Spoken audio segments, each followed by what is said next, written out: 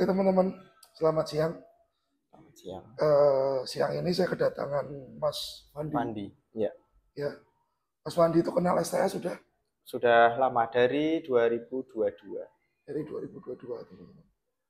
Kebetulan beliau kemarin sempat trading dan hasilnya lumayan, tapi ada problem dengan broker tempat dia trade.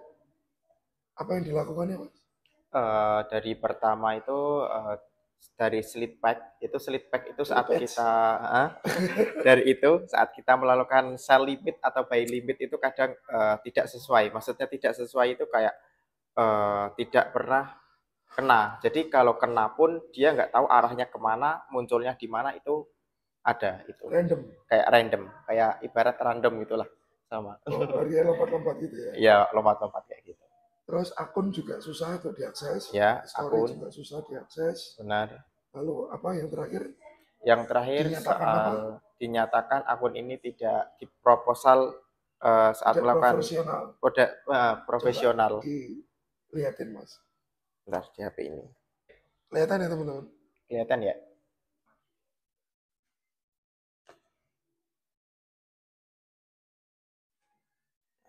Trading yang tidak proporsional terdeteksi. Nah, seperti Nah itu. ini dugaannya dari brokernya tersebut teman-teman. Nah dari kasus-kasus itu ada masalah psikologis yang timbul dari Mas Fandi yang hari ini mau kita bahas. Oke, kita bahas yang pertama dulu Mas.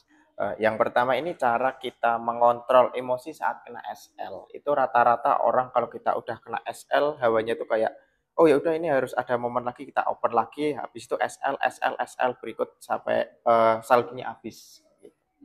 Oke, Kayak berarti gitu. pertanyaannya adalah Cara mengontrol emosi saat kena SL. oke. Saya menjawab Mas Fandi ya teman-teman.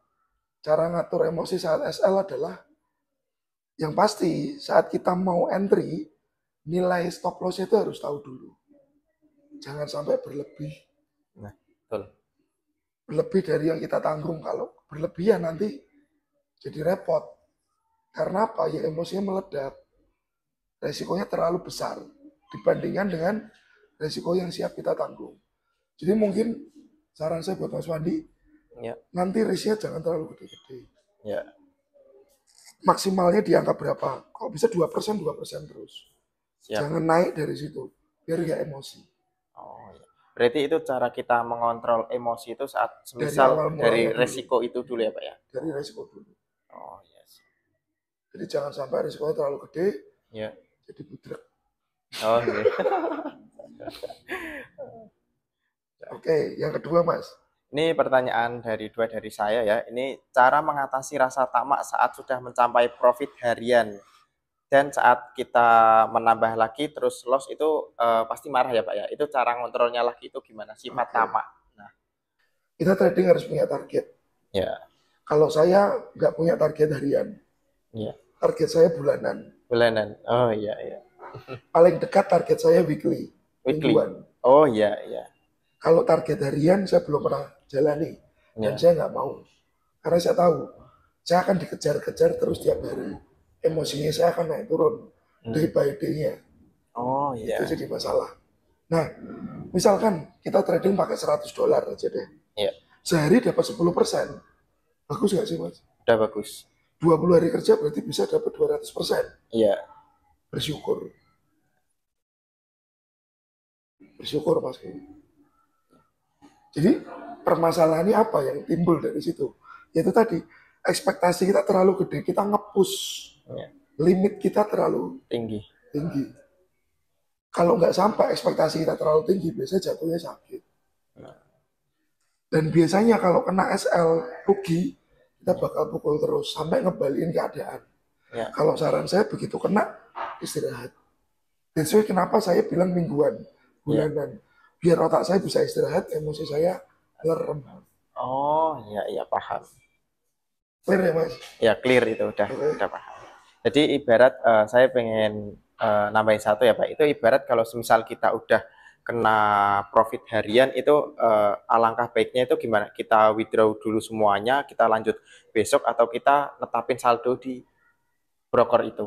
profitnya WD aja atau tarik ke wallet aja. Wallet. Oh ya. Profitnya tarik wallet, yang di akun tetap modalnya aja.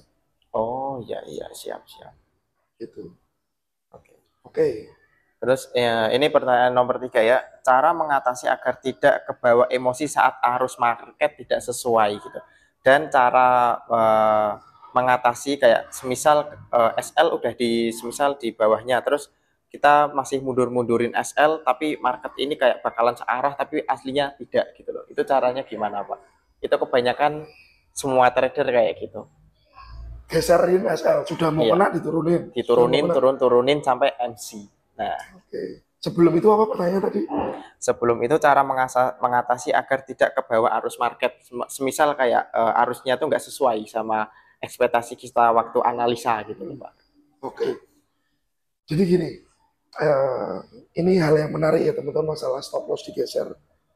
Nah kalau saya pribadi teman-teman, saat saya mau entry, biasanya resiko itu sudah di situ ya sudah di situ aja. Saya nggak mau resiko saya membesar. Ya. Sebenarnya kita butuh mas. Dari satu bungkus rokok ini, resiko saya satu ini. Kalau saya geser-geser SL, resikonya saya jadi 3 batang, jadi 4 batang, jadi makin banyak resiko saya. Nah, itu harus sadari. Resiko kita bisa membesar karena kita geser SL. Saldo kita bisa habis karena geser SL. Iya. Kita pengennya nggak kena SL ya. Itu gunanya apa SL?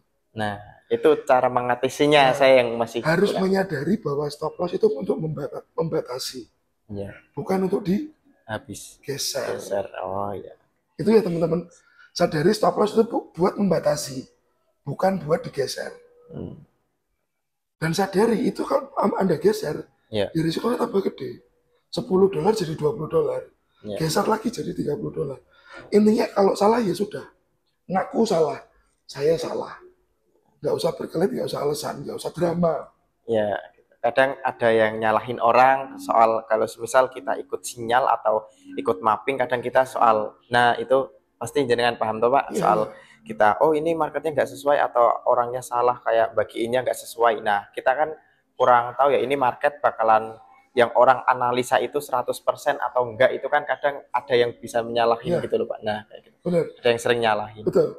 Kadang-kadang yang dilakukan orang-orang seperti itu adalah orang-orang yang belum punya metode yang clear. Ya, betul. Belum forward test. Ya. Dia nggak strict sama apa yang jadi plannya dia. Nah, dan satu lagi ya Pak, ini kan saya sering nemuin di grup-grup, gak cuman grup dari Pak Megan ya, itu kan ada yang dari grup orang Indo, itu ada nggak saya sebut ya, itu ada yang pernah nyalahin eranya Donald Trump tuh kayak gini. Perasaan saya dari era Joe Biden, Barack Obama sampai ini tuh market itu masih biasa. Itu aslinya itu dari orangnya yang nggak senang atau apa Pak? Kan kadang ada yang nyalain, oh ini loh Donald Trump marketnya tiba-tiba naik, tiba-tiba turun kayak gitu. Ya berarti dia belum punya pola yang jelas. Polanya masih belum suka menyalahin gitu ya Pak. Karena kesalahannya ada di diri kita sendiri. Ya. Kalau sampai kita MC sampai modal habis, kesalahan di mana diri kita sendiri. Ya. Karena kita nggak pakai SL, nggak menetapkan risiko. Oh, di market nggak ada yang bisa disalahin. Market nggak usah salah ya ora iso mas. Selalu benar. Market selalu benar. Jika market salah kembali ke pasal 1. Soal analisa. Oke, siap. Terus ini pertanyaan terakhir ya Pak ya. Ini kemungkinan nggak cuma saya, mungkin rekan-rekan juga banyak ya yang ngalamin. Cara mengatasi amarah saat MC waktu trading, kan ada yang sampai HP-nya dibanting, ada yang sampai mukul diri sendiri, nyalahin diri sendiri. Itu caranya itu gimana? Cara kayak kita balikin hawanya biar nggak amarah lagi itu gimana? Biar tenang lah gitu Pak. Kalau namanya MC, kalau itu modal.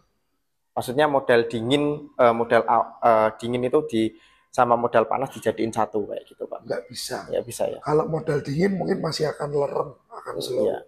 Tapi kalau modal panas, uang pinjaman, uang satu-satunya, itu bakalan meledak. Oh iya. Bakalan meledak. Misalkan ini, sampean punya uang 1 juta.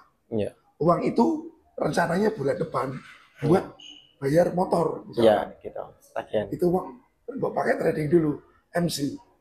Meledak nggak dirimu mas? Iya.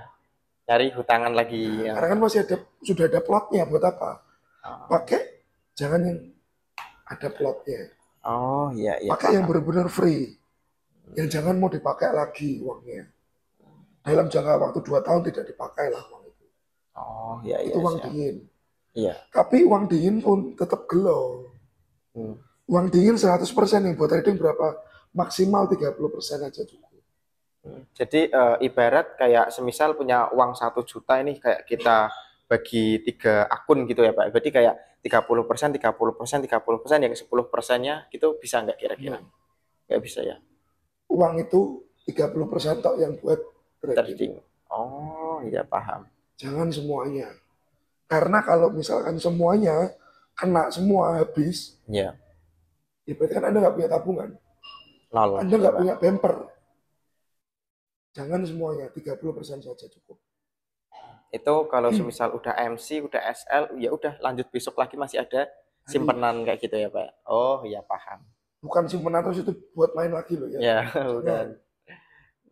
Jadi kayak ada waktu buat rest gitu, Buat berpikir. berpikir. Menyadari apa yang menjadi kesalahannya kita. Oh iya, paham paham. Clear, Mas? Sudah clear. Sudah. Oke. Mungkin ini sesi pertama dari Mas Fandi. Nanti akan ada sesi berikutnya. Sampai jumpa teman-teman di next video. Sukses selalu buat Anda. Terima kasih.